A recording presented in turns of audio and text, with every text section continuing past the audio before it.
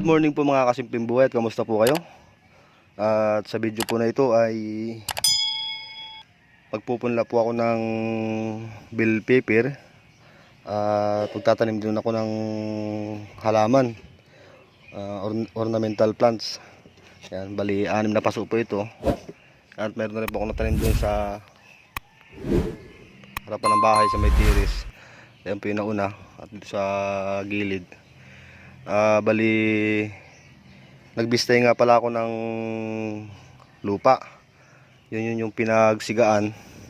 At binistay ko po yan po at pinong-pino siya. At tinaluan ko po siya ng tae ng kalabaw. Yan. Yan po yung bistay na ginamit ko. At yan po yung natirang pinagbistayan. Yan, diyan ko po nilagay. Para kung sakaling mag-extension ako dito sa may tiris ay dagdag panambak din siya at masimento na lang. Hindi naman po ganong kataasan yung flooring yan. Tamang parkingan lang ng motor. Ayan. Ito lang po yung nabistay ko muna. Kunti lang. Sasakto din naman yata to.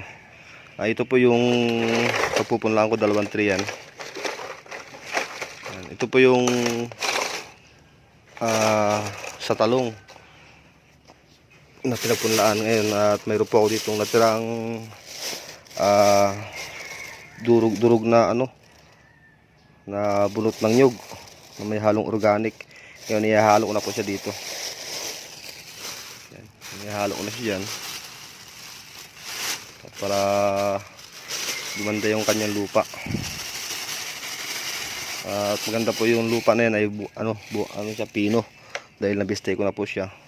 Yan, paghaluin ko lang po yan para malamig sa tanim nating halaman at sa pagpupunlaan na buto. Yan, maganda siya.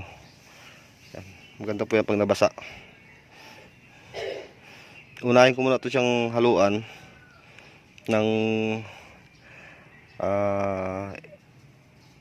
ito yung bunot na pino, yung dinurog. Ilalagay ko muna sa seedling tray. Tapos meron po doong ipa ng palay. Pag nalagyan ko na po ito, bago po lalagyan ng ipa ng palay para dito naman po sa halaman. Ihahalo ko lang po yan. At maganda po yung kanyang lupa. Talagang organic na organic po ito mga kasimpleng buhay. Ngayon lang po kasi ako nakahiram ng bistay. Dahil nagpakabit po kami ng bintana. Yung bistay po ay hindi pa nasa uli kaya sinamantala ko po. Ito muna yung ginamit ko. At nakapagbistay ako ng pinagsigaan na lupa. Ayan, at napakalambot. Bali sa sunod na araw ko na ibabalik yan dahil bukas magbibistay ulit ako. Para yung pinagsigaan ay hindi maipon. Dahil tumataas po yung lupa, kailangan bawasan. Yan, maganda po yung kanyang lupa. Diyan naman at mamaya ilalagay ko na dito, pinahalo ko na. Bali magpupunla ako ng bell pepper. At itatanim ko doon sa may papayahan area. Malaki pa po yung area doon. Makapagtanim pa ako ng bell pepper doon.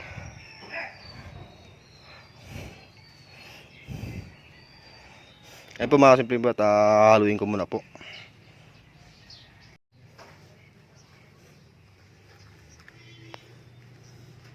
Ito na po yung buto ng bell pepper mga simpleng buhay. At medyo marami-rami rin. Bali lalagyan ko lang ito yung 2 tray na to. Dito nga pala meron ako konting pinula na buto ng pakwan. Ito lang po yung paglalagay ng buto. Kailangan pa isa-isa lang po yung buto na ilalagay natin.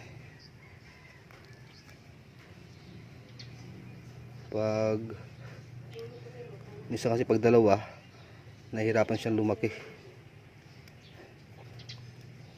Pipiliin din po natin yung mga medyo magandang buto, yung medyo mataba. Pag payat po kasi Isa nandito tubo yan.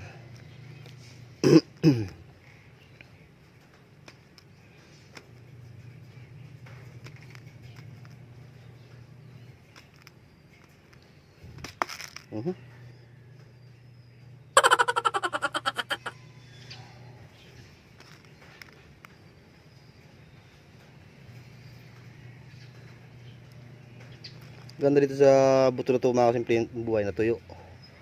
Dahil binilad ko po ito. Kaya maganda siyang itanim. Payat yun.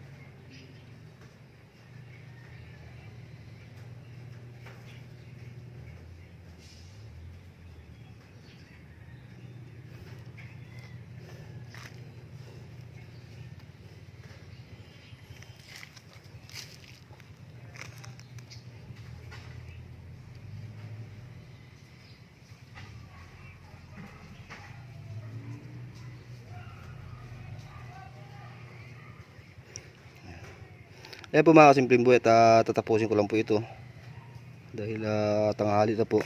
Ay sus, may pitik. Ayan, kabaliktad kasi yung takip. May dalawa. Pwede na yan.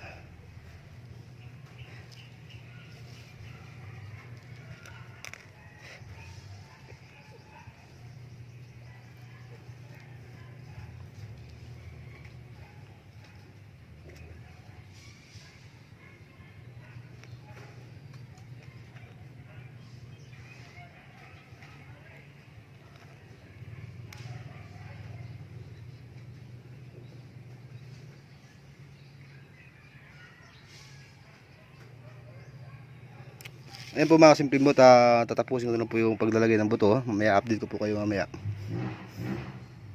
A few moments later. Ito na po mga kasimpleng buhay yung pinunla kong buto. Tandiligan ko na po siya. Bali dito ko lang po siya nilagay sa may kusina, sa mayroong pong bubong. Yan, so hindi siya ganong natitirikan ng araw. Ayan, at napakaganda po ng kanyang lupa at sana ay gumanda yung kanyang tubo. Ayan. Update ko na lang po kayo mga kasimpleng buhay kapag lumabas na po sila at tumubo na. Ayan po mga kasimpleng buhay, hanggang dito lang po muna yung aking video. At maraming salamat po sa inyo lahat.